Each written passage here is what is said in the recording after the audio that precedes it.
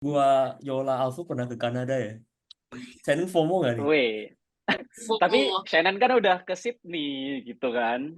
Kita di sini semua tujuan negaranya adalah persemakmuran Inggris, guys.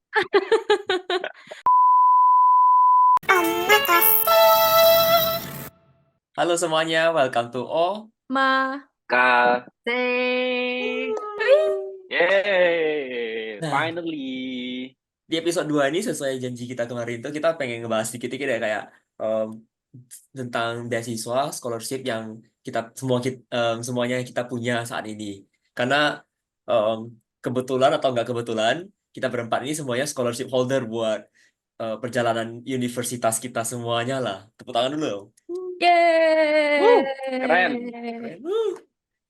Nah, mungkin kita kenalan dulu ya kayak kita pernah nge-hold scholarship apa aja dan dari sana mungkin kita baru kayak jelasin dikit lah benefitnya apa terus proses seleksinya gimana dan kita bakalan ngediscuss nih kayak emangnya selama di proses seleksinya itu kayak apa yang membuat kita stand out from other applicants gitu mungkin. So, gue bakal mulai. Ya, gue Nando, seperti yang kalian tahu. Anjay.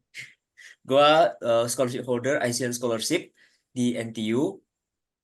Jadi itu basically kayak beasiswa dari pemerintah Singapura yang disalurkan lewat universitas publik dan tiap tahunnya itu di cover biaya pendidikan seluruhnya dan juga dikasih biaya bulanan biaya tahunan sebesar 5.800 Singaporean dollar plus 3.000 Singaporean dollar juga untuk biaya akomodasi. So basically itu untuk siswa-siswa internasional ASEAN yang pengen sekolah di Singapura gitu. Dan it covers the whole 4 years of my university life. Mungkin bisa ke Alfu dulu Oke, nih. Gimana? oke. Halo semuanya. Jadi aku Alfu. Kebetulan aku dapat eh, dua beasiswa for my whole bachelor degree. Jadi yang pertama itu dapat beasiswa unggulan dari Kementerian Pendidikan dan Kebudayaan.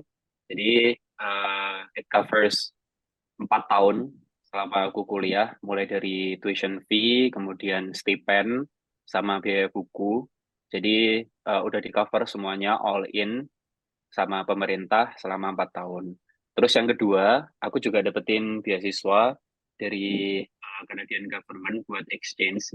Jadi namanya itu Canada ASEAN Seed Program. Jadi kepanjangannya itu Canada ASEAN Scholarship for Educational and Exchange Development, bla bla bla gitulah pokoknya. Wah, Program yang Alfu aja gak hafal namanya loh tuh panjang. nama Ya, beasiswanya apa tuh loh, Fu. Dia namanya yang panjang ngasih banget, duit loh, sorry. Fu. Gak Nanti dihafal loh. nanti ini ya, aku taruh di bawah. Cuman singkatannya itu Canada ASEAN Seed Program gitu. Jadi basically ini sebenarnya beasiswanya tuh terbuka untuk S1 sama S2 untuk durasi 1 semester sampai 2 semester. Jadi satu academic term sampai 1 tahun. Nah, basically it covers semuanya. Cuman modelnya itu dia ngasih total grant. Jadi dalam waktu 1 semester buat yang sarjana ya, karena nanti komponennya akan berbeda sama yang master. Cuman buat yang bachelor degree itu untuk 1 semester bakal dapat 10.200 Canadian dollar kayak gitu.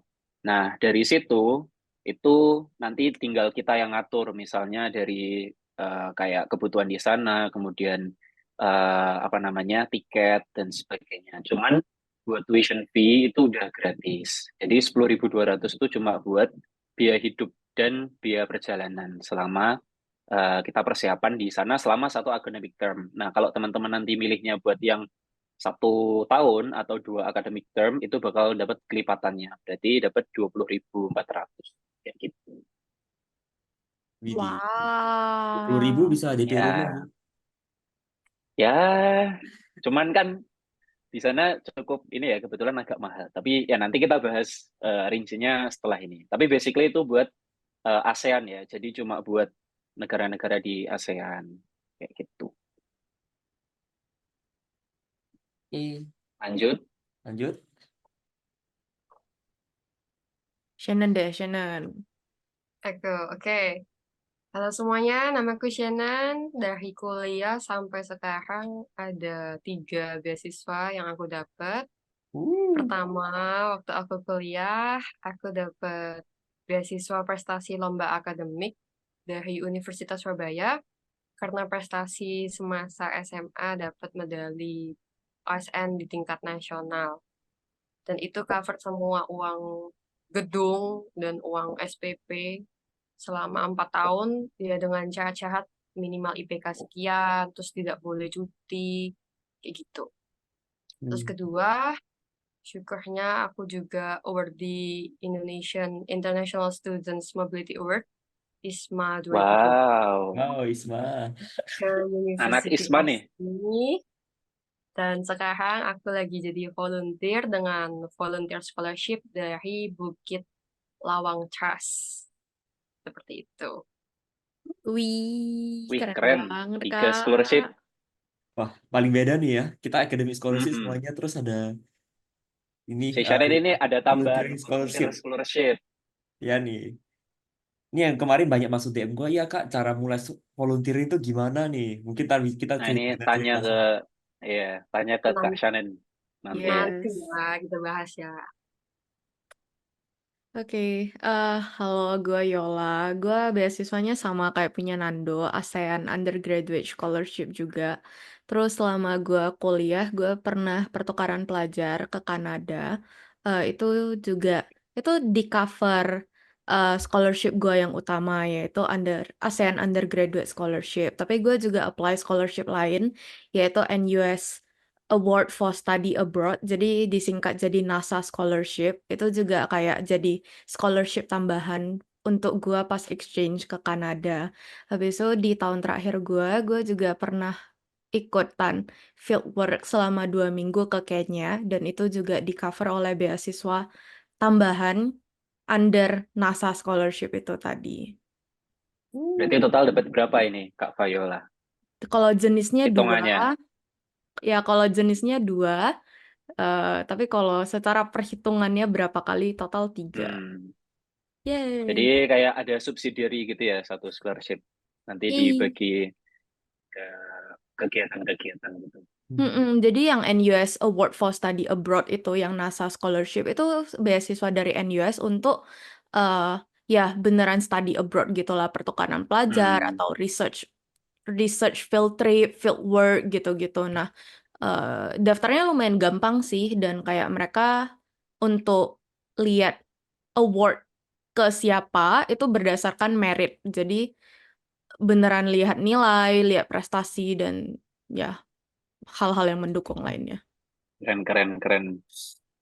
I guess mungkin untuk pendaftaran scholarship di kita-kita ini gue nggak tahu ya, cuman I suppose caranya mungkin bakalan 11-12 kan ya, kayak kita kumpulin berkas, terus kita tulis essay segala macem, kayak personal statement and all those kind of stuffs. Baru biasanya itu kan ada interview sekali 2 kali gitu. Baru kalau misalnya semuanya dimudahkan, dilancarkan, baru kita didapatkan scholarship-nya gitu kan. So I Right. guess mungkin kita Betul. bahas kali ya, kayak what do we think that we did right and what do we think kayak yang seharusnya dilakukan buat mungkin teman-teman yang lagi nyari scholarship gini gitu ya. Oh, sorry, gue mau clarify dikit. Jadi mungkin untuk untuk application beasiswa ke NUS sendiri itu lumayan beda sama yang universitas-universitas lain, termasuk NTU. Nah, bedanya in a sense that semua orang yang mendaftar ke NUS akan otomatis di-consider untuk beasiswa. Jadi misalnya kalau di universitas-universitas lain, kita apply ke universitasnya, lalu kita apply lagi ke beasiswanya. Kalau di NUS itu dianggap satu. Ketika kamu apply ke universitasnya, kamu dianggap juga apply ke scholarship-nya. Jadi mereka bakal lihat nilai rapor kamu, lihat dulu kegiatan ekstrakurikuler kamu dan lain-lain. Dan kalau kamu dianggap bisa terseleksi menjadi awardee beasiswa itu, maka mereka akan ngundang kamu buat interview atau ngundang kamu untuk nulis esai untuk interview. Jadi kayak in a sense that gives everyone a very equal start. Jadi kayak kamu nggak harus yang kayak 2 kali nge-apply gitu. So I think in that sense beda. Kayaknya NTU juga gitu sih, cuman beda. Gua nggak tahu sama atau beda, cuman beda NTU itu pertama lu bisa opt out for the scholarship. Jadi kalau misalnya lu nggak mau ya udah lu bilangnya nggak mau. Dan pas lu masukin form pendaftaran untuk masuk sebelum masuk ke NTU itu, lu udah bakal apa kayak bakal nulis esainya segala macem gitu, dan masukin kayak pencapaian lu apa segala macem. So eh, mungkin iya sih kayak mungkin bakal berbeda sama mungkin beasiswa unggulan ya. Lu udah masuk biasanya Mm-mm. BU kan lu udah masuk ke uninya baru mulai apply gitu kan. Iya, benar. Jadi kalau misalnya yang di beasiswa unggulan kan, kalau misal yang kalian bertiga ini kan berarti ketika kalian masuk, terus ini ya, apa namanya, didaftarin beasiswa gitu kan. Termasuk apalagi Hmm, Shannon ya, dia masuk Ubaya kan berarti udah secure beasiswanya gitu kan. Nah, benar. kalau misalnya yang apa namanya beasiswa unggulan, itu harus masuk kampusnya dulu, jadi harus dapat LO-nya dulu. Kalau di Indonesia karena sarjana berarti kamu harus masuk lewat jalur SNM, SBM, Mandiri dan sebagainya. Setelah kalian dapat unifnya, dapat LOA-nya, itu baru bisa daftar beasiswa unggulannya kayak gitu. Nah, sebenarnya mekanisme buat pendaftaran beasiswa, mungkin kalau yang di Indonesia ya, yang aku tahu, itu kayaknya yang disediakan sama pemerintah, itu biasanya itu harus masuk kampusnya dulu, baru Hmm. nanti dibuka pendaftarannya itu sekitar bulan Agustus, September, terus nanti baru pengumuman awardnya itu di bulan November. Biasanya sih kayak gitu ya. Kalau yang apa namanya beasiswa yang dibuka buat pemerintah, terutama yang dalam negeri.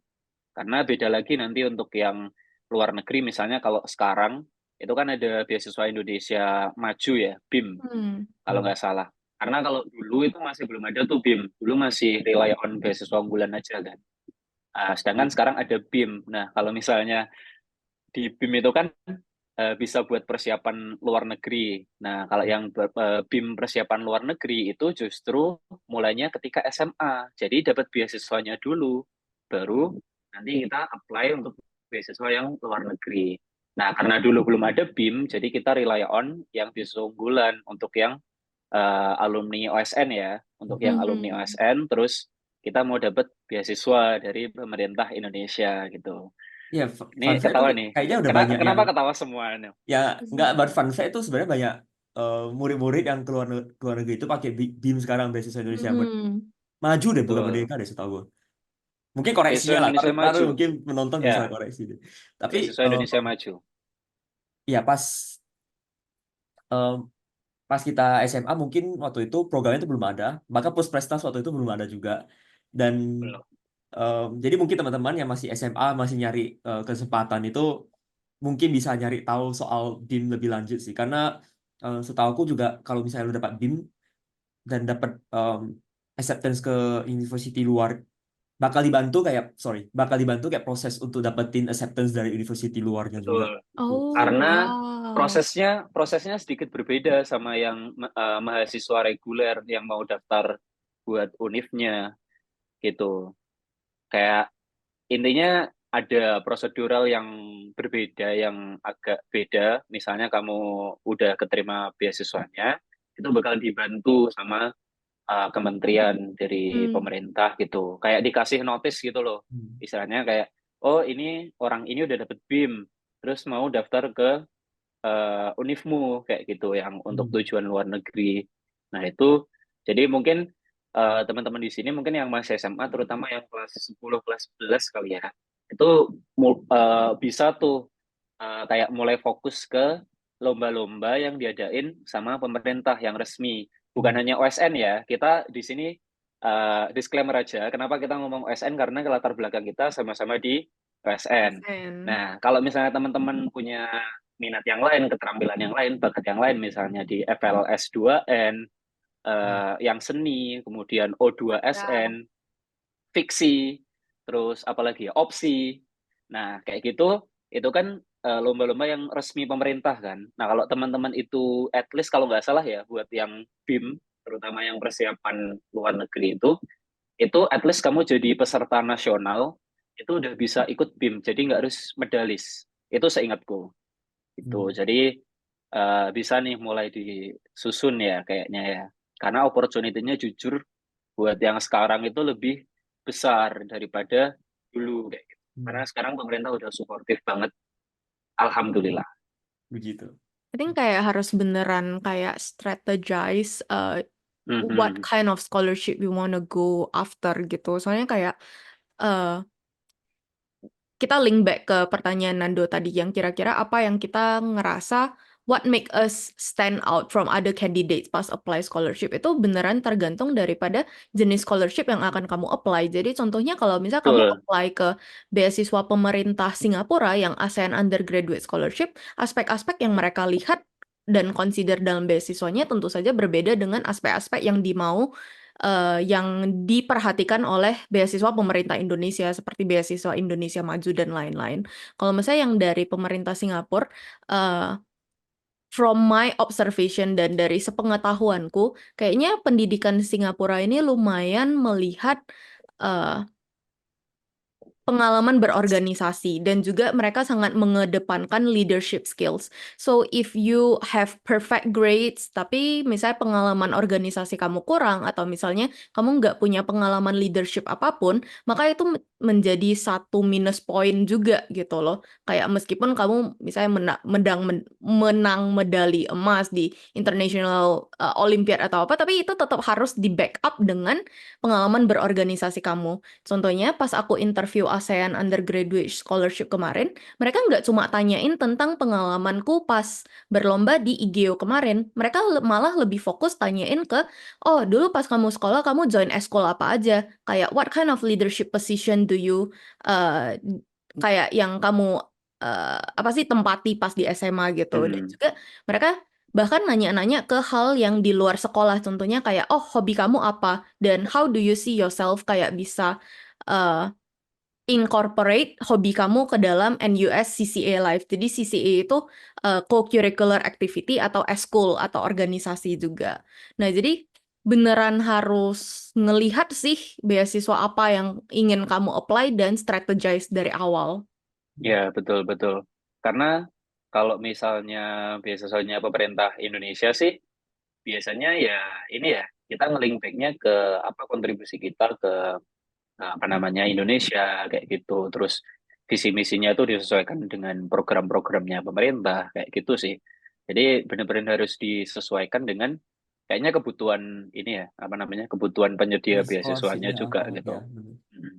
Tapi menurut gua sebenarnya ya mungkin kita lebih general ya, soalnya kayak kan ini banyak scholarship di luar yang di sana gitu, dan eh, Betul. kayak kita nggak mungkin loh bahas satu persatu kayak gimana segala macam. Hmm. Nah, tapi menurut gue pribadi mungkin yang lain boleh bisa tambahin. Yang paling penting buat kita em, menjadi beda dibandingkan aplikan lain itu kayak em, di saat kita punya something spesifik yang bisa kita offer ke beasiswa itu sendiri gitu loh.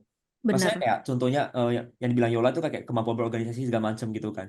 Nah tapi sebenarnya pas gua apply ke beasiswanya itu memang nggak cuma dilihat kayak akademisnya gitu. Kayak itu kita bisa milih kayak kita mau masukin pencapaian akademis kah, pencapaian organisasi kah, pencapaian olahraga kah misalnya gitu.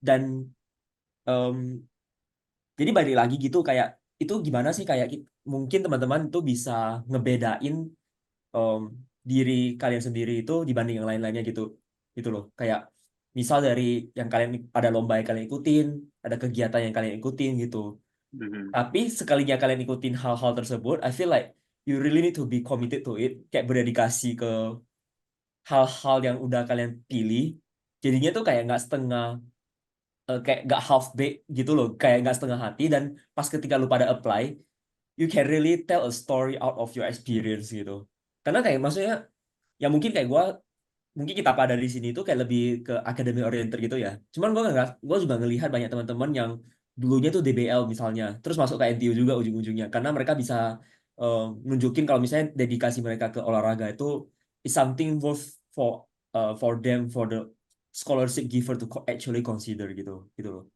Jadi mungkin dari gue kayak general tips yang menurut gue paling penting banget itu kayak kita punya something to sell about ourselves gitu, nggak harus cuman yang mungkin dari akademik, nggak harus dari olahraga gitu. Tapi kayak beneran suatu hal yang eh, kalian minatin atau yang beneran bisa jadi identitas kalian gitu ketika apply gitu loh.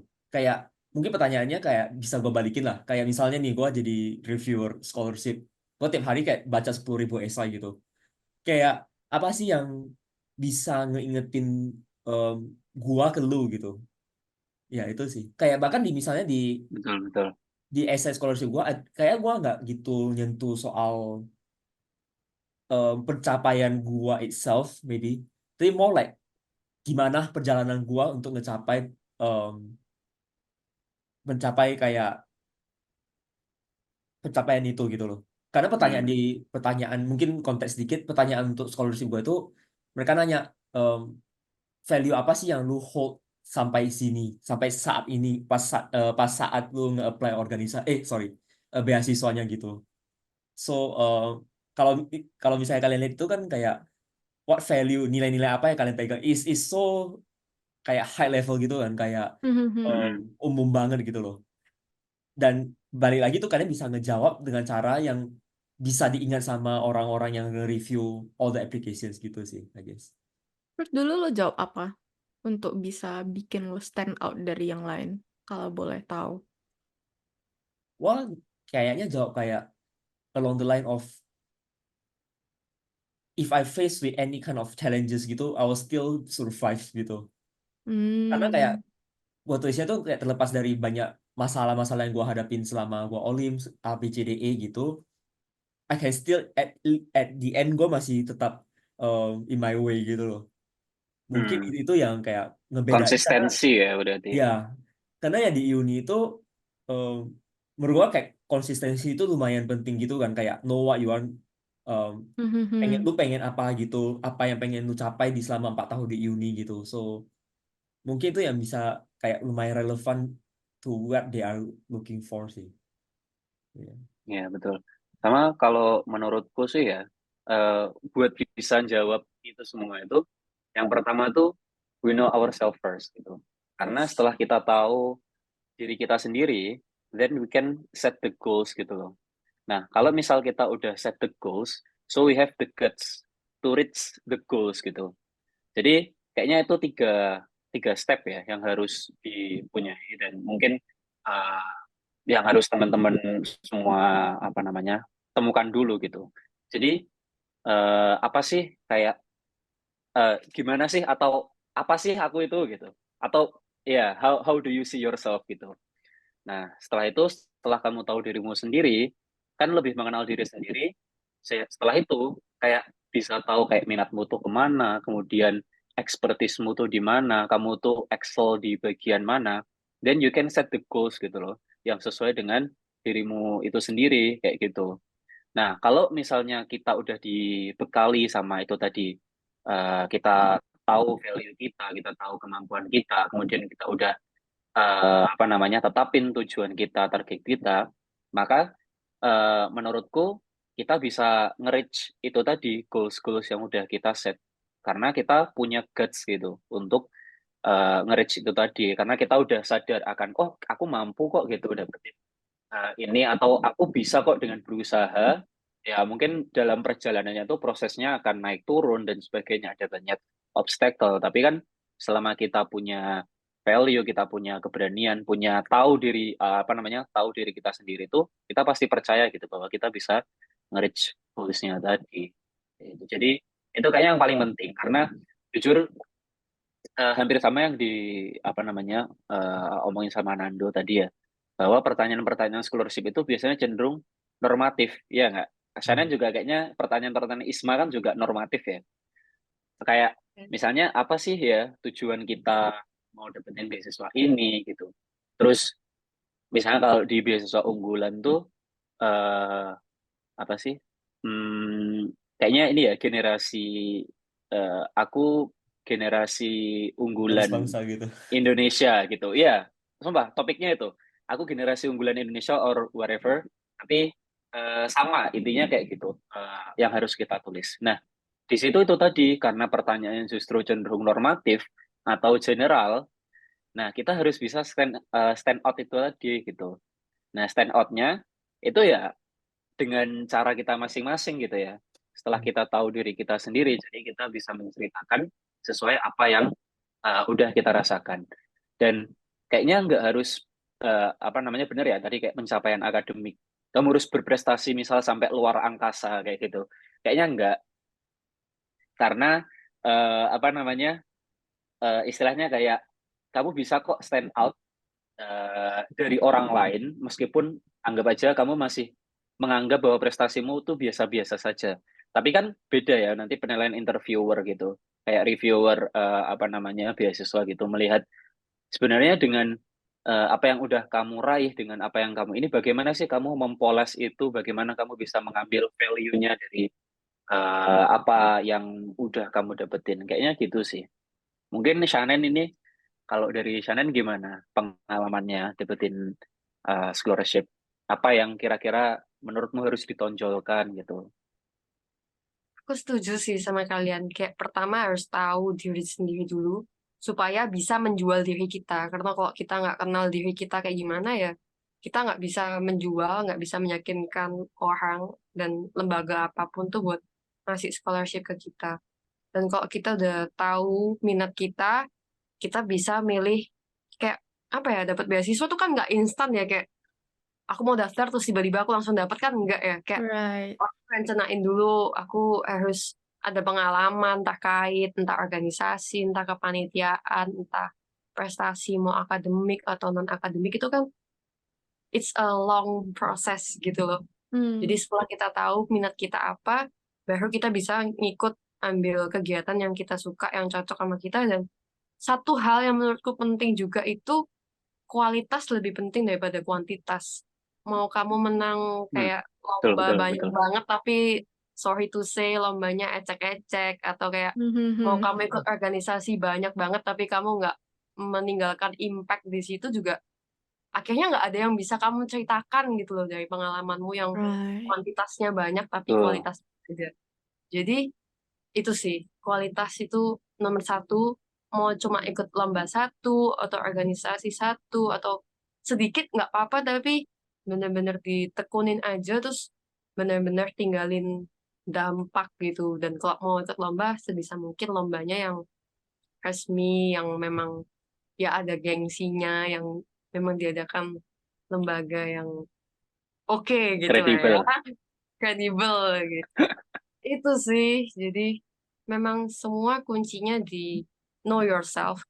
Dan kita sekarang semua bisa bilang kayak gini bukan berarti kayak kita udah benar-benar kenal diri kita sendiri juga. No, kayak Hmm. tiap hari kita masih mencoba dan masih berusaha sih. Kalau aku bilang bukan berarti aku kenal banget diriku sendiri. Aku juga kadang masih bertanya-tanya gitu Ya, kan. kadang Tapi, identity crisis. iya kan, tapi kayak along the way sedikit-sedikit lama-lama tuh sebenarnya kelihatan loh apa yang ada di hatimu, apa yang memang bisa menggerakkan kamu. Kayak aku kan menjual diriku sebagai menjual diri. Tanda kutip Personal ya, branding, personal double branding. quote. Kayak aku merasa identitasku adalah dulu aku anak geografi, tapi aku kuliah psikologi, tapi aku kayak masih jatuh cinta banget sama geografi dan environment gitu. Jadi aku mau apa ya, berusaha untuk mungkin jatuhnya kayak psikologi komunitas gitulah, yang bisa gimana caranya kita membuat orang lebih ramah lingkungan atau kayak lebih pro environment, kayak itu apa yang aku suka, apa minatku tuh di situ. Karena mungkin kan ada yang nanya OSN geografi kenapa belajar psikologi, ya juga, tapi kayak ternyata sebenarnya masih bisa dikaitin dan itu jadi identitas buat aku gitu sih, Hmm. gitu. I see. Actually, ya gue lumayan setuju sih soal mengenal diri ya. Dan eh, mungkin oke, di saat sekarang kita kan banyak pilihan beasiswa gitu ya. Mungkin especially yang ini mungkin lebih relevan ke yang mungkin S2 atau eh, beasiswa yang spesifik banget gitu. Kalau misalnya yang untuk kebutuhan sehari-hari mungkin bakal beda cerita lah ya. Cuman gue ngerasa kayak terkadang esai-esai yang diberikan sama eh, pemberi beasiswanya itu juga memaksa buat kita mikir gitu loh. Kayak Hmm. apakah kita sebenarnya butuh dan pantas untuk mendaftar ke hal-hal program-program ini gitu. Kayak kadang Hmm. gue ngerasa banget kayak there are few times gitu, gue cuma ya simply ikutan tren aja gitu, kayak pengen daftar ke komunitas X, pengen coba program Y segala macem gitu. Karena ya mungkin kayak ada senior gue yang pernah ke sana, atau simply FOMO. kayak ngerasa keren aja gitu loh. Dan throughout the process itu kan mungkin mirip sama beasiswa ya, kayak harus buat esai, harus buat aplikasi segala macem gitu. Itu terkadang kayak gue malah mikir gitu, kayak apakah ini beneran yang gue pengen gitu, apakah ini bener yang gue butuh gitu. Dan jawabannya tuh nggak bakal selalu iya gitu. And I think it applies to a lot of things in life lah gitu, kayak misalnya yang disebutin Shannon tadi itu kayak mendingan ikutan beberapa lomba yang beneran matters, yang beneran penting, daripada kayak ikutan 1000 lomba terus Hmm. tahunya nggak jelas gitu. Kayak you need to ask, kayak ini beneran nggak kayak komitmen gua itu actually do something good for us atau enggak gitu. Kayak sering banget lah gua ngerasa kayak bahkan gua sendiri tuh kayak kebawa tren, kebawa arus, kebawa prestige gitu, which not necessarily always a good thing gitu. Kayak Right. mungkin misalnya lah, kayak paling simple di orang-orang yang mungkin udah kuliah keluar gitu, oh ya ntar abis mungkin kerja berapa tahun harus nge-push untuk masters, untuk S3 segala macam gitu. Gua masih belum ada jawabannya juga, mungkin kayak eh, apa jalan ke depannya gitu. Mungkin ini relevan mungkin untuk teman-teman yang masih SMA, masih kuliah segala macam mungkin ya. Actually untuk semua umur lah. Tapi sometimes Ya, kayak um, ya I think the answer is within ourselves sih gitu. Not necessarily kita tahu jawaban right. sekarang, cuman kita sendiri loh yang bisa ngejawabnya gitu. Gue ngerasa. Yeah, we can answer it throughout the process. Ya, I think juga kayak aku setuju kan sama yang Nando, Alfu, dan Shannon bilang kayak really find kayak ways, pokoknya kualitas lebih penting daripada kuantitas dan lain-lain. Tapi aku punya satu tips yang aku rasa lumayan berguna selama aku apply scholarship dan even kayak apply kerja pas interview kerja gitu-gitu, which is storytelling. Jadi menurut aku storytelling itu penting banget dan Betul, betul.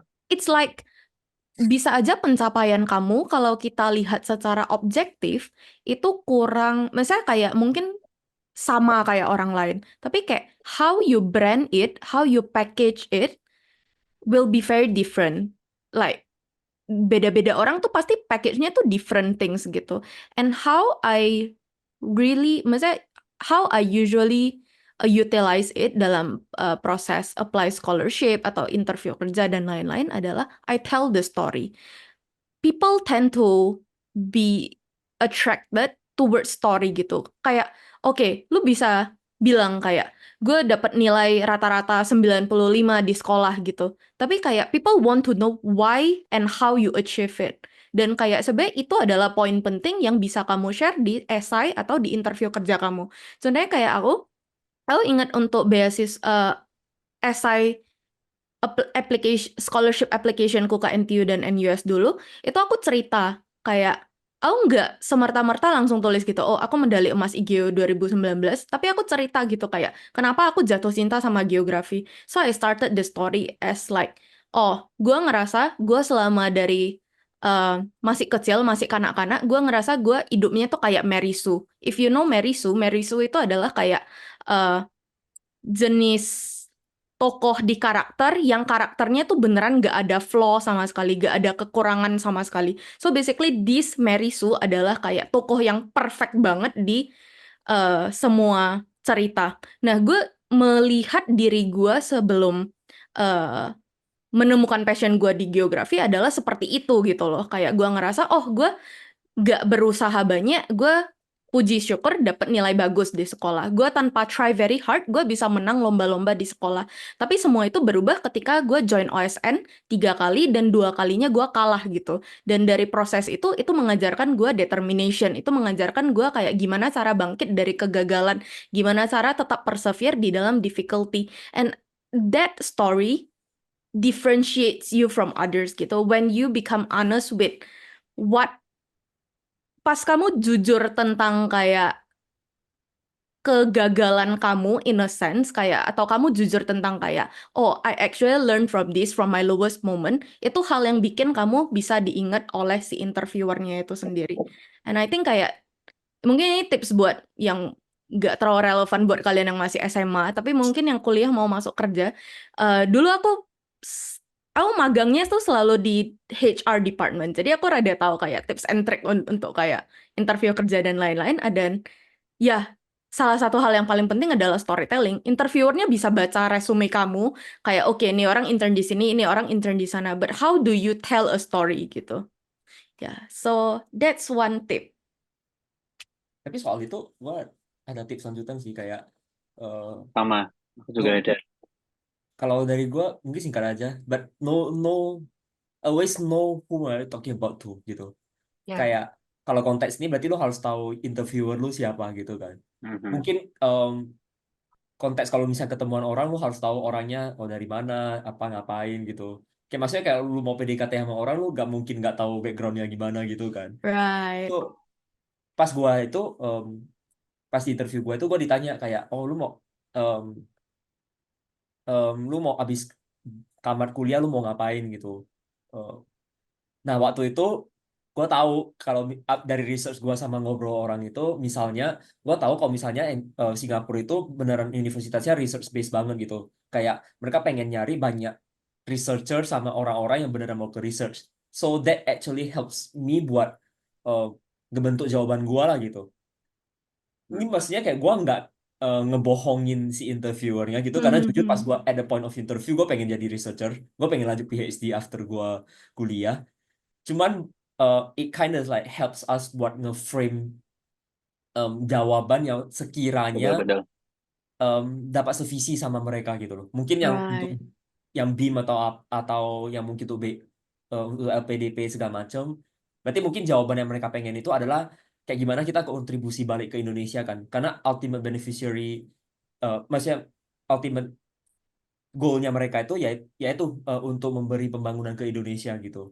So we need to Mhm. actually meskipun mungkin nggak 100% um, itu yang kalian pengen cari, but I guess it will be a good thing untuk nge-align jawaban kita sesuai the other party yang kita face, yang kita Right. hadapi. Betul-betul. Connecting the dot juga sih. Sama, Mm-mm. sebenarnya ada tips lagi. Tadi ngelanjutin yang storytelling tadi. Ini tips yang beberapa kali udah aku pakai juga. Terutama di scholarship itu, uh, how do you tell your story kayak gitu. Eh, yang pertama itu kan biasanya kita memulai dengan kegagalan kita gitu ya, kayak oh aku tuh pernah ini terus aku dapat value lalala dan sebagainya. Harusnya kan it's supposed to be uh, istilahnya gimana ya? Instead of selling your sad story, tapi menurutku adalah yang paling penting adalah how you package your sad story, then you overcome the obstacle, atau how do you achieve di apa ya di challenge kayak gitu sih. Karena biasanya ada beberapa apa namanya contoh dulu aku pernah apa namanya dimintain buat nge-review gitu ya esai gitu. Nah, itu tuh mereka kebanyakan tuh menjual cerita sedih mereka, misalnya kayak eh, misalnya kalau misalnya nyeritain background mereka gitu ya, dari kelas misalnya dari menengah ke bawah, terus eh, nggak pernah dapat akses pendidikan yang lalalala, mereka terlalu bertele-tele di situ. Tapi sebenarnya mereka tuh bisa membawa dengan kamu punya background yang terbatas misalnya, atau misalnya kamu punya prestasi yang sedikit, atau misalnya kamu punya kejadian apa deh yang itu tuh yang bikin kamu at your dark age kayak gitu istilahnya. Nah, tapi itu harus kamu kemas bagaimana kamu tuh overcome that situation gitu loh. Oh, meskipun misalnya kita cuma buat nge-framing gitu ya. Even though I hadn't had any special achievement atau misalnya kayak gitu. Tapi di situ aku bisa dapat value bahwa la la la la la la la la. Atau misalnya eh ya kamu datang dari latar belakang yang X kayak gitu. Nah, aku overcome dengan cara misalnya aku aktif di organisasi, aku aktif di sini, so that I can achieve the big achievement kayak gitu. I can be excel in my community dan sebagainya. Kayaknya itu sih tips yang cukup krusial itu, how do you tell your story kayak gitu. Jadi justru jangan berlarut-larut di kesedihan, tapi kayaknya lebih ke hardworkingnya, lebih ke how you overcome the situation kayak gitu. And one thing to note, kayak yang Mhm. kata Nando, know your audience. Jadi sama, know kayak ini mau apply buat scholarship apa. Karena aku rasa kalau scholarship dari pemerintah Indonesia atau organisasi-organisasi di Indonesia dibandingkan negara luar tuh mungkin agak sedikit beda. Biasanya kalau kita bikin essay di Indonesia tuh kayaknya word count-nya lumayan panjang. Jadi kayak kalau kamu mau Mhm. bahasanya agak berbunga-bunga, gimana-gimana tuh kayaknya bisa. Tapi kalau buat negara luar itu kayaknya kebanyakan kan lebih sedikit. Jadi kayak Singkat harus ya, lebih gue setuju sih. Betul, straightforward betul. gitu. Tetap storytelling tapi nggak bisa yang kayak Nggak bisa semua Banyak. detailnya Nggak bisa yang diceritain Mm-mm. lah. Betul. itu sih. Ya, itu sama sih. Jadi yang buat apa namanya Kanada ASEAN itu kan sebenarnya penyedia beasiswanya bukan Indonesia ya, kan dari Kanada langsung. Nah itu kayak ada maksimal words-nya itu kayak misalnya cuma 1 lembar kayak gitu. Hmm, Jadi cukup terbatas. Terus aku waktu itu kayak bingung gitu ya, mau mau nulis apa gitu kan, karena bingungnya bukan bingung karena nggak ada bahannya, justru bahan apa yang Kebanyakan. cocok gitu, right. bahan apa yang cocok. Karena jujur buat yang Kanada ASEAN ini, goals-nya mereka itu untuk mewujudkan salah satu tujuan apa namanya pembangunan berkelanjutan untuk mengentaskan kemiskinan di negara berkembang, terutama di ASEAN dengan pendidikan berkualitas. Nah, itu sebenarnya tujuan mereka. Jadi waktu itu kayak aku mikir apa ya yang bisa diangkat itu dalam 1 halaman, tapi bisa connecting the dots gitu dengan apa yang kita punya dengan apa yang mereka mau di pemerintah Kanada yang mau. Hmm. Tuh. Tapi Ya. gue ngerasa kayak gue setuju sih kayak mungkin kayak banyak beda juga ya beasiswa dalam negeri sama luar negeri gitu ya. Cuman terlepas dari mungkin interview apapun sama esai apapun, yang aku rasain paling penting itu ini mungkin nggak cuma beasiswa ya, mungkin nyari kerja segala macem interview apapun, uh, gue ngerasa orang pertama yang perlu lu convince itu lu sendiri gitu loh. Hmm. Kayak soalnya aku ngerasa ya, eh, misal kita prepare jawaban buat questions like tell me more about yourself, atau what is your strength, what is your weakness, kayak pengalaman apa yang membentuk lu gitu. Mungkin ada tendensi ya dari kita sendiri kayak buat gempor-gemporin atau kayak membesar-besarkan itu bukan hal yang salah gitu. Cuman I think dari gua sendiri I feel it's really useful waktu gua nge-prep hal ginian itu, gua take a break bentar terus gua baca ulang, like does it really sound like me, kayak beneran Hmm. gua nggak itu yang ngobrol, kayak gua bisa convince myself nggak kalau misalnya ini beneran proyeksi dari gua jawaban ini esai ini itu proyeksi dari gua sendiri gitu. Karena kayak kalau misalnya habis lu tulis terus lu baca ulang dan lu ngerasa lu ngebohongin lu sendiri, gimana lu bisa ngeyakinin interviewernya bahwa ini adalah proyeksi dari lu gitu loh. Betul, Mungkin betul. agak agak absurd ya, cuman gue really ngerasa hal ini banget sih. Kayak Ya, ya. mungkin pas gue play program X gitu, kayak there are instances gue udah nulis esai full A sampai Z. Tapi pas gue baca ulang kayak gue ngerasa ini bukan gue gitu loh. Although pas gue kirim ke orang luar, kayak teman-teman gue itu kayak they say, oh ini esainya bagus gitu, kayak I can tell story lu gimana, poin lu mau gimana gitu. But mungkin kalau misalnya gue ditanya lagi lebih dalam soal hal-hal yang ada di dalam esai itu, I wouldn't be as confident. Gue nggak bakal pede, dan itu bakal kelihatan gue nggak pede 100% dibandingkan hal yang beneran gue yakinin banget gitu. Right, Oke. gue sangat setuju dengan apa yang Nando bilang. Soalnya ini pengalaman pribadi. Jadi gue pas ya maksudnya gue kan udah wisuda ya. Terus puji Tuhan sekarang juga udah secure job meskipun belum start. Tapi gue inget interview gue tuh cuma 10 menit 20 menit dan gue cuma ditanyain satu interview question sama interviewernya. Kenapa kita harus hire lo? Dan gue ngerasa pas itu pertama kali gue pergi ke interview tanpa preparation sama sekali, soalnya gue baru keluar rumah sakit.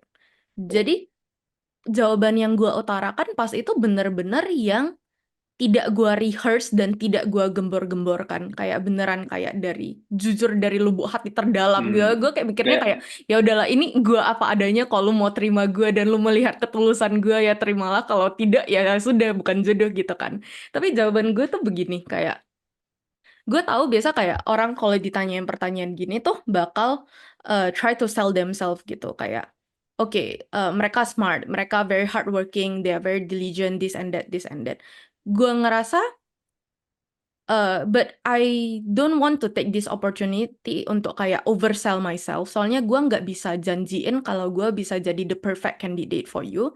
Tapi satu hal yang bisa gue janjiin ke lu, dan mungkin bisa ngeset gue beda dari kandidat lain, adalah gue punya the heart to learn gitu.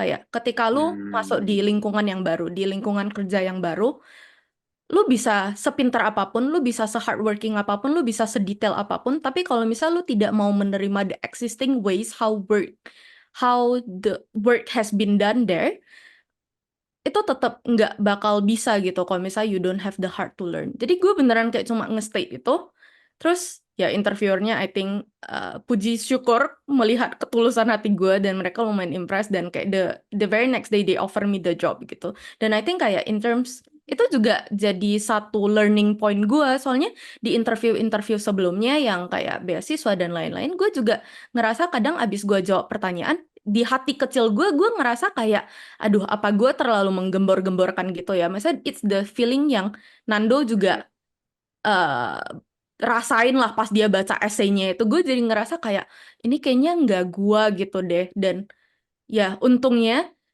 interview beasiswa yang gue lewatin dulu, kebanyakan dulu tuh nggak pertanyaan-pertanyaan yang have you yang mengharuskan lu untuk oversell yourself gitu. Untungnya banyak kan mereka tuh lebih tanyain ke pengalaman gue, cerita-cerita gue, atau kayak amanat apa yang gue dapet dari satu pengalaman, yang dimana gue ngerasa gue bisa beneran kayak be myself and just tell the honest story gitu without having to oversell myself. Kata Just No Limit bener ya, be yourself and never surrender is. Yourself. Wes. First surrender. Iya, soalnya iya sih ya. Kayak yang setelah kita baca tuh kadang ya itu tadi kayak does it reflect ourselves gitu. Sama apa ya? Kadang kalau misalnya kita oversell, di sisi lain tuh mungkin ya itu cara kita untuk dalam artian nge-convince interviewer gitu ya. Tapi kadang si apa namanya interviewernya juga kayak mikir gitu kan. Ini orang ngomong kayak gini nih beneran atau enggak? Terus yang kedua itu kayak kadang-kadang kalau misalnya kita nggak baca mood gitu, kita terlalu oversell tuh justru tidak akan mengangkat value kita, justru akan menurunkan karena kan misalnya kayak kita jadi istilahnya kesannya itu meskipun misalnya kamu bener-bener achieve. Sorry guys. Sorry ada kendala teknis ya. Jadi misalnya kita terlalu overselling gitu, mungkin benar kita melakukan A sampai Z, kita punya extraordinary achievement, kita punya extraordinary experiences kayak gitu. Cuman kadang-kadang kalau misal kita nggak bisa mengemas itu justru jatuhnya akan terkesan sombong kayak gitu, overbreaking dan sebagainya. Justru itu nggak bagus kayak gitu di mata reviewer kayak gitu ya. Jadi benar sih ya, selain kita nggak boleh oversell, terus kadang itu tadi ada pertanyaan does it reflect yourself, di sisi lain juga ada mungkin ini ya lebih ke moral gitu ya. Misalnya kita terlalu oversell tuh kita memoles, misalnya sebenarnya kita cuma melakukan A gitu, tapi kita kayak kayaknya B masih ke cover deh dengan aku melakukan A, padahal kita nggak melakukan itu tuh kayak lebih kita tanggung jawab moral aja sih, kayak sebenarnya kita nggak melakukan itu tapi ya kita mengarang-arang dan sebagainya itu ya balik ke diri sendiri ya kayaknya. Udah gitu. Oke. Eh, Mungkin ini ya, setelah kita tadi, sebenarnya ini tadi sesi tips and trick, cuman sesi tips and tricknya cukup detail dan cukup panjang. Mungkin ini deh, selain benefit yang kita dapetin di beasiswa, karena kalau misal benefit yang didapetin di beasiswa kan kemungkinan hampir sama ya, kayak tadi Nando Viola dapat tuition fee gratis, kemudian plus stipend kayak gitu. Ada yang stipendnya itu mungkin parsial, ada yang full coverage stipend termasuk biaya buku misalnya kalau di beasiswa unggulan kayak gitu. Beside that benefits gitu, kira-kira ada nggak dari teman-teman di sini benefit apa sih yang kalian rasain sebagai awardee dari beasiswa itu, atau mungkin eh, apakah menurut kalian ketika dapetin beasiswa ini tuh harus datang dari tanda kutip privilege, atau misalnya itu sebenarnya terbuka untuk semuanya atau bagaimana gitu? I think Kalau dari kalian gimana? I'll take this question first sih. Kayak kalau ditanya apa yang dikasih beasiswa nih ke gue ya, I guess beneran it gives me everything sih. Karena jujur aja, kalau dari gue sendiri, eh, kalau misalnya gue nggak dapet beasiswa ini, I wouldn't have the means untuk actually sekolah ke luar negeri gitu. Karena emang um, financially and everything itu beneran di luar reach gua gitu. Gua bakalan mungkin kayak cuman nyari universitas lokal, PTN di Indo dan segala macam gitu. Dan the fact that gua bisa mungkin reach beasiswa ini kayak it gives me experience yang I wouldn't experience otherwise gitu sih. Gua ngerasa kayak hidup di luar negeri, merantau ke luar negeri gitu. Bukan berarti gua ngerantau ke ITB atau UGM is a bad thing ya, tapi kayak experience-nya kan bakal beda gitu. Sama mungkin Exposure-nya opportunity. beda. Iya, exposure-nya beda. Sama opportunity yang gue dapet abis graduation juga um, beda sih. And jujur aja gue ngerasa 4 tahun gue kuliah itu beneran nge-reshape kayak who am I. Dan ya balik lagi kayak menurut gue kayak it wouldn't be possible kalau misalnya gue in the first place gue nggak dapet beasiswa ini duluan gitu sih. So ya kalau ditanya apakah gue kayak ngerasa beasiswa ini penting banget, jawabannya bakal iya. Em, tapi kalau ditanya em, apakah lu butuh privilege untuk dapat beasiswa, I think jawabannya bakalan setengah-setengah gitu sih. Karena kayak I wouldn't say that kalau misalnya lu underprivileged atau gimana, lu pasti nggak bisa dapat beasiswa. Em, karena pasti menurut gua selalu ada jalannya gimana pun itu. I hope so. Em, tapi I think what I want to emphasize is that kalau misalnya lu pengen nyari jalannya, there will always a way gitu. Ya sih. Mhm. So, Gue setuju sih sama Nando, kayak gue sama Nando dapat beasiswa yang sama dan juga kayak gue nggak bakal bisa kayak study abroad kalau misalnya it's not for this scholarship. Dan juga bener lah, maksudnya kalau gue nggak ada beasiswa, jadi beasiswa gue yang ASEAN ini juga nge-cover exchange gue pas ke Kanada kan, ke Simon Fraser University. Kalau nggak ada scholarship ini, gue nggak bakal bisa merasakan kayak hidup dan belajar di Kanada gitu. Ditambah dengan scholarship yang lain juga, yang NASA scholarship ini, gue bisa beneran kayak financial burden pas gue di Kanada dan di Kenya itu beneran kayak keangkat gitu loh, dan kayak itu let gue belajar tanpa financial pressure gitu, dan it's a very deliberating feeling, soalnya lu kayak menurut gue ya, gue kayak pas kuliah itu bukan kayak anak yang dapat A plus semuanya gitu. Nilai gue nggak kayak GPA 5 gitu. Gue ngerasa kayak kuliah aja udah susah. Lu bayangin kuliah dengan pressure lu harus mikirin uang lagi. Itu kayak bakal pressure-nya double, dan to have that pressure being lifted off me is a privilege. Dan gue harus acknowledge lah kayak menurut dari pandangan gue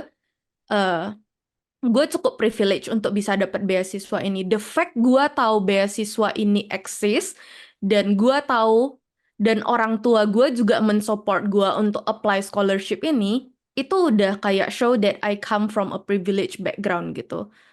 Dan to be able to get my parents consent untuk kayak exchange ke luar negeri dan lain-lain dengan mereka support, dengan supportnya mereka itu juga udah bener-bener suatu privilege sih menurut gue.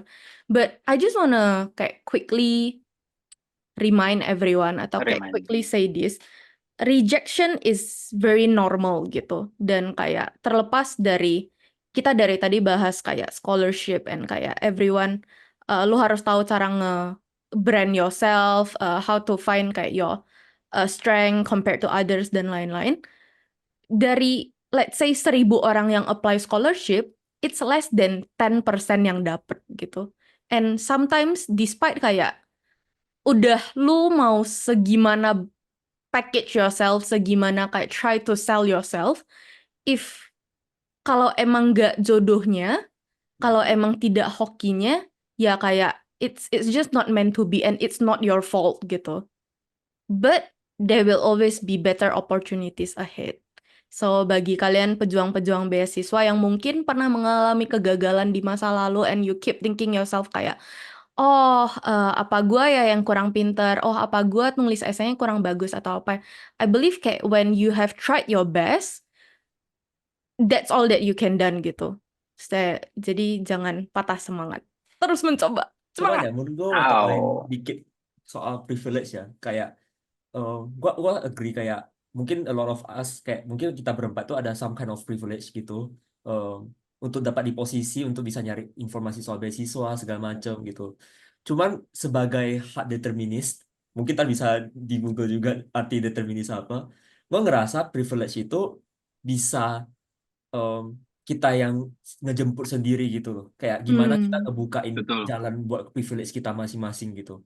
Karena contohnya mungkin secara absolute resource wise ya, gua mungkin I would say I'm still the most privileged person. Mungkin gua cukup makan, cukup tidur segala macem, tapi nggak jelas gua nggak punya resource untuk sekolahin gua sendiri ke luar negeri. Tapi at that time gua mungkin privileged enough untuk kenal sama orang-orang yang ngasih tahu gue kalau misalnya dengan pencapaian udah gue punya, which is Olimpiade Geografi, gue sebenarnya tuh bisa keluar sekolah ke luar negeri gitu. And one of beberapa orang yang kasih info ke gue itu ada di sini, namanya Shannon. Jadi waktu itu gue dikasih tahu sama Shannon karena kukunya itu dulu di NTU. Terus kayak diceritain lah kayak, oh ya sebenarnya NTU itu gini gitu. Dan ada satu teman gue lain dari tempat lain. Dan kebetulan dia juga kayak mungkin 11-12 lah kondisinya sama gua gitu. Kayak he wouldn't be able to study otherwise without the scholarship gitu. Dan dari conversation ini gua jadi sadar kayak, oh, I actually stand a chance in applying to scholarships and things yang gua sebelumnya nggak tahu gitu. And I feel it's a very great privilege sih untuk kenalan sama orang-orang yang bisa ngebukain wawasan lu pada gitu. And this kind of privilege itulah yang menurut gua bisa dicari sendiri gitu loh. Kayak your life is your responsibility buat ngebukain jalannya masing-masing gitu. Aja ya, proses Shannon. Yeay. Tak ingat loh. Aku nggak ingat ada Kalau kayak gitu. Shannon gimana? Ya beneran Ah. kayak sebelum aku sampai kelas 12 tuh nggak kepikiran mau sekolah di luar negeri sama sekali, serius. Sampai mulai ngobrol-ngobrol ke orang-orang kayak, oh bisa lah.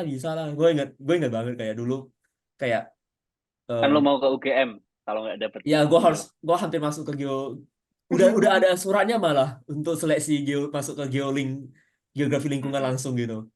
Terus kayak saya ada cerita, oh ya di NT itu ada apa misalnya ada student loan, ada segala macem gitu. Terus dari sanalah gue baru mulai memasak kayak, oh mungkinnya bisa gitu kan. Masa Gitu. Ya. Kalau Shannon ada nggak benefit sama itu tadi yang lo rasain? Apa ya? Sama semua sih kayak yang udah dibilang Nando sama Yola. Kayak memang karena studi itu lama 4 tahun, jadi itu memang membentuk kita. Mhm. Jadi dapat beasiswa tuh bener-bener apa ya, kesempatan yang disyukuri banget sih. Mungkin yang bisa aku bilang adalah inilah kayak yang Yola bilang. Bisa kuliah ke luar negeri itu nice, exposure-nya memang beda, kesempatan habis lulus emang beda, tapi karena kita berdua dalam negeri ya, Fu ya. Karena kita berdua dalam negeri, bukan berarti kayak dalam negeri itu jelek itu juga enggak, atau kalau kalian nggak dapat beasiswa tuh kalian jadi berkurang value-nya juga enggak gitu kan. Oh, Lebih ke ingat yang tadi aja sih, kualitas juga lebih penting gitu. Meskipun mhm. kamu kuliah di manapun lah, mau di negara apapun atau di universitas ranking berapapun di dunia ini, yang penting itu apa yang kamu lakukan selama kamu kuliah, selama kamu belajar, apa yang kamu kerjakan tuh sungguh-sungguh aja gitu. Ujung-ujungnya lo ya, gitu sih kalau Mhm. buat aku ya. Jadi yang di dalam Betul. negeri atau yang nggak dapat beasiswa juga nggak usah berkecil hati. Setuju. Benar sih, kayak how to excel ya, how to excel yourself in a community gitu misalnya. Sama ya benar sih itu tadi apa yang udah diomongin teman-teman. Cuman kalau menurutku ya, ada satu hal yang sebenarnya itu menurutku yang aku rasain banget gitu ketika dapat beasiswa. Mungkin kalau yang beasiswa yang sarjana gitu akan sedikit berbeda ya yang ditawarkan dengan misalnya yang LPDP yang S2 kayak gitu. Karena jujur kalau misalnya LPDP yang ditawarin itu kerasa banget yang ditawarin mereka tuh bukan cuma scholarship-nya, tapi menurutku adalah komunitas. Jadi karena misalnya beasiswa LPDP kayak gitu komunitas yang diminta itu adalah orang-orang yang mau berkontribusi balik ke Indonesia gitu kan. Jadi menurutku mereka selain menawarkan beasiswa itu adalah menawarkan komunitas, udah menawarkan SDM-nya nih gitu. Komunitas yang benar-benar mau bangun Indonesia gitu. Jadi udah ada wadahnya, udah ada komunitasnya, tinggal gimana kita narik orang-orangnya itu tadi kayak gitu. Mungkin kalau yang di beasiswa unggulan karena masih sarjana ya, jadi terbatas gitu. Yang ditawarkan dalam artian di sini bukan yang ditawarkan secara ini ya, benefit uang dan sebagainya, tapi benefit di komunitasnya itu mungkin agak terbatas karena kita terbatas di sarjana aja. Cuman misalnya kayak tadi untuk yang beasiswa di Kanada misalnya, yang aku dapetin kayak gitu. Itu mereka juga menawarkan komunitas gitu. Komunitas sama-sama awardee yang akhirnya kita bisa saling terkoneksi gitu. Kalau misalnya konteksnya itu internasional gitu kan, yang diharapkan kan sebenarnya kolaborasi ya kayak gitu.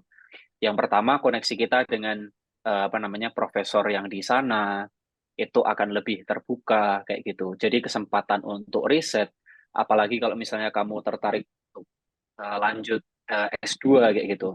Karena kemarin tuh ya sempat kayak ngobrol-ngobrol ringan sama profesornya di mineral gitu ya.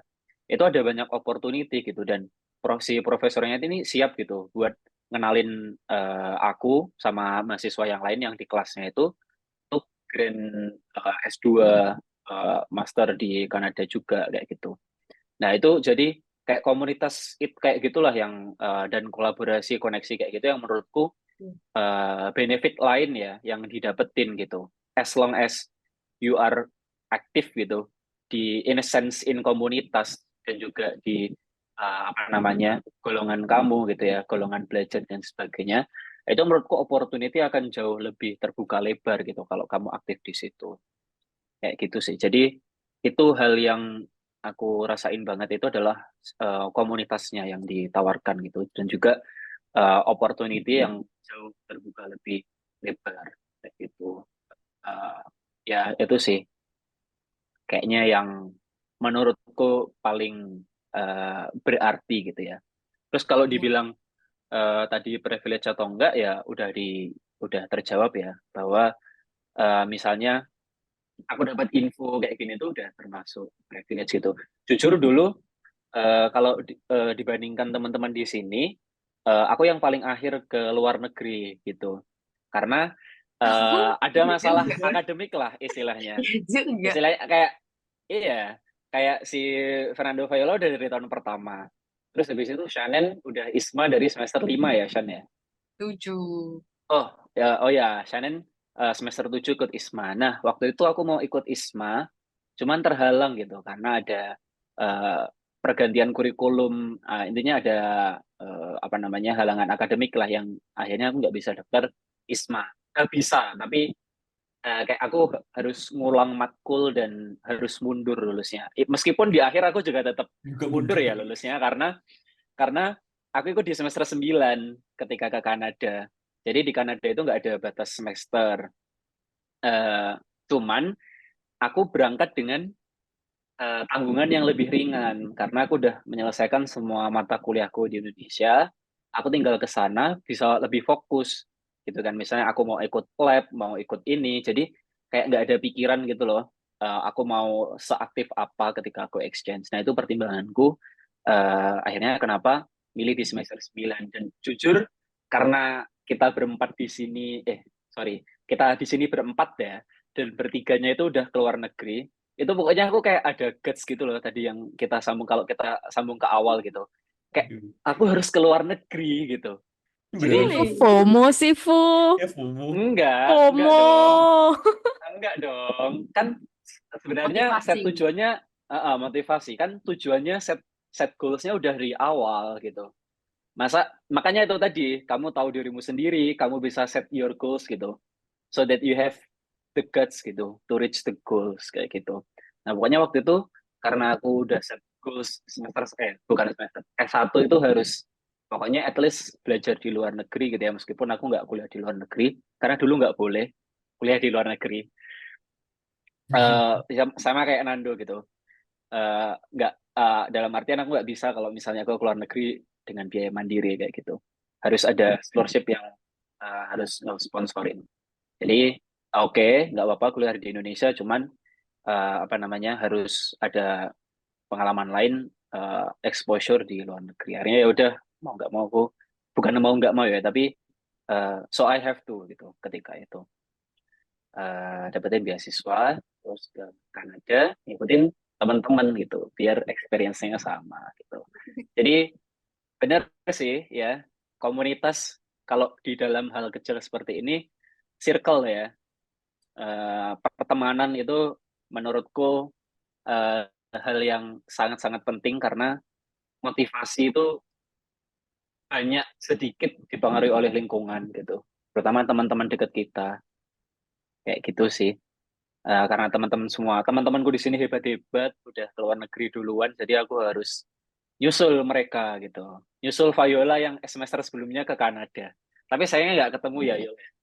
Jadi Iya, kayak hampir barengan. aku Viola pulang, aku exchange-nya ke berangkat. Vancouver. Aku Kita exchange-nya ke bertiga, Vancouver. gua Yola Alfu pernah ke Kanada ya. Shannon FOMO gak nih? Weh, tapi FOMO. Shannon kan udah ke Sydney gitu kan. Kalian Kita belum. sama-sama nggak. Kita Nggak, ini negara nggak artinya tujuannya. berarti Shannon harus nyusul. Ya, Harus Iya, ke nyusul iya. ke Kanada. Kanada. Atau kita yang harus ke Sydney.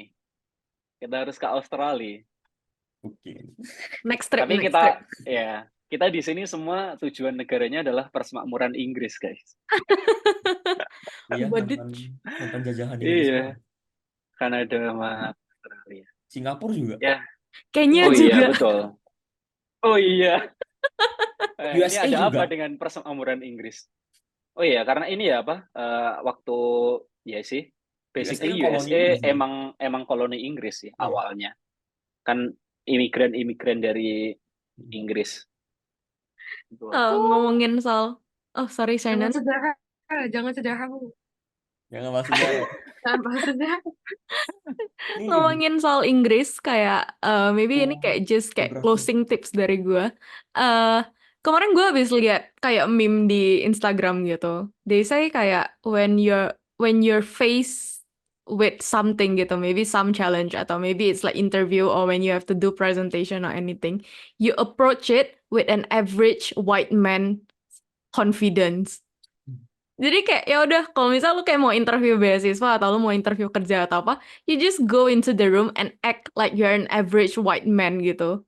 Kayak you're What is so that? confident about yourself, you're so brave, nothing can stop you and you'll just slay the interview.